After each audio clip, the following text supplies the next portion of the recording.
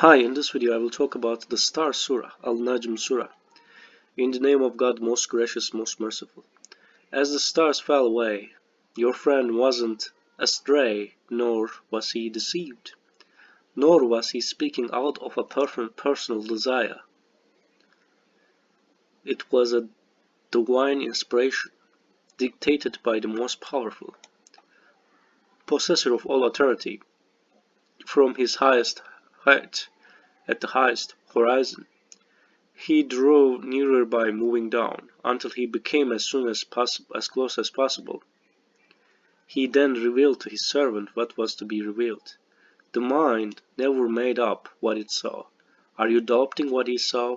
He saw him in another descent, at the ultimate point, where the eternal paradise is located. The whole place was overwhelmed. The eyes didn't waver, nor go blind. He saw great signs of his Lord. Compare this with female idols Allat and Uzza, and Manat, the third one. Do you have signs while he has these as the others? What a disgraceful distribution. These are but names that you made up, and you and your forefathers. God never authorized such blasphemy. They follow conjecture and personal desire. When the true guidance has come to them herein from their Lord, what is it that the human being desires? To God belongs both the hereafter and this world.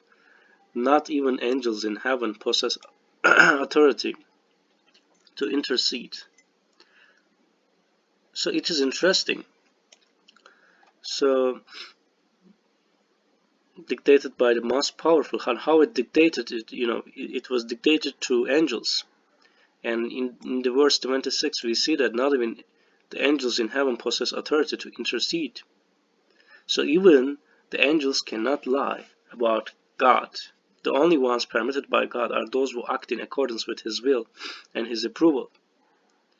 Those who disbelieve in the hereafter have given the angels feminine names. They had no knowledge about this.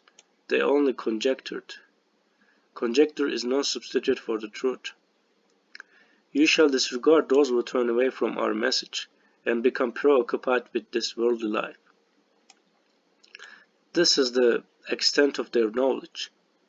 Your Lord is fully aware of those who strayed away from His path, and He is fully aware of those who are guided. This is important. This is extent of their knowledge, because this knowledge is somehow related to believing in God. Because we see in the beginning the God give information about how God dictates the message. So, and then it explains the mind never made up what it saw. Are you doubting what he saw? He saw him in another descent at the ultimate point where the eternal paradise is located. The whole place was overwhelmed. The eyes didn't waver nor go blind. He saw great signs of his Lord. So, this is about the revelation and of the Quran. We see, because it's referring, it was divine inspiration. So it's not necessary actually. Your friend wasn't astray, nor was he deceived. And it is referring, it's beginning with like the stars, as in the Quran we see that there is some information coming about afterlife, and before there is more information about this life to make it more convincing as the stars fell away. So we can Muhammad was summoned to the highest universe to receive this Quran into his heart. The stars fell away as he traveled through them at millions of times the speed of light. Subsequently, the Quran was gradually released to his memory. So here we see the explanation of Rashad Khalifa. So this is his explanation. So Muhammad was summoned to the, and the similar story is related to Musa, I guess. So this can be the explanation of how to receive revelation.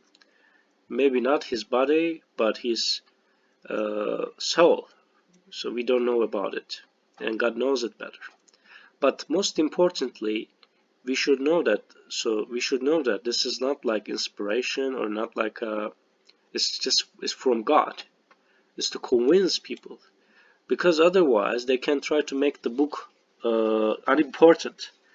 They can say that, oh, it's just a simple book, and we should really understand the book well. Uh, you shall disregard those who turn away from our message and become preoccupied with this worldly world. So this is, I was talking about this. This is the extent of their knowledge. To God belongs everything in the heavens and everything on earth. He will requite those who commit evil for their works, and will reward the righteous for righteousness. They avoid gross sins and transgressions, except for minor offenses. The Lord's forgiveness is immense. He has been fully aware of you since He initiated you from the earth, and while you were embryos in your mother's bellies. Therefore do not exalt yourself. He is fully aware of the righteous. Have you noted the one who turned away? Rarely did he give to charity, and then very little. Did he possess knowledge of the future? Could he see? So this is very important. Some people will say, like some infidels, so this is their features. Because I believe that if you people give charity and become a good person, they incline to believe in God. And it says maybe they give very little. Did he possess knowledge of the future? So they claim that, oh, they're so cool, there's no God, they can claim that. So this is important question. So so what they alternatively offer you? What is the possible alternative scenario? Was he not informed of the teachings in the scripture of Moses? And it's interesting that it was mentioned in the Musa, the same surah, same story mentioned in the teaching of Musa. And Abraham will fulfill. So, the same story, Moses was called near the bushes, and maybe he traveled to somewhere else. I'm not sure how to interpret. And Abraham will fulfilled, and Abraham's message was a dream actually. No soul bears the sins of another soul. Every human being is responsible for his own works, and everyone's work will be shown. Then they will be paid fully for such works. To your Lord is the final destiny. He is the one who makes you laugh or cry. He is the one who controls death and life. He is the one who created the kinds, male and female. From a tiny drop of semen, He will effect the recreation. So, and God give evidence from this life.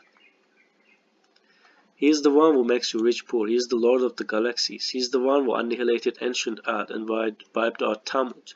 Also the people of Noah before that, they were evil transgressors. The evil communities were the lowliest. Consequently, they utterly vanished.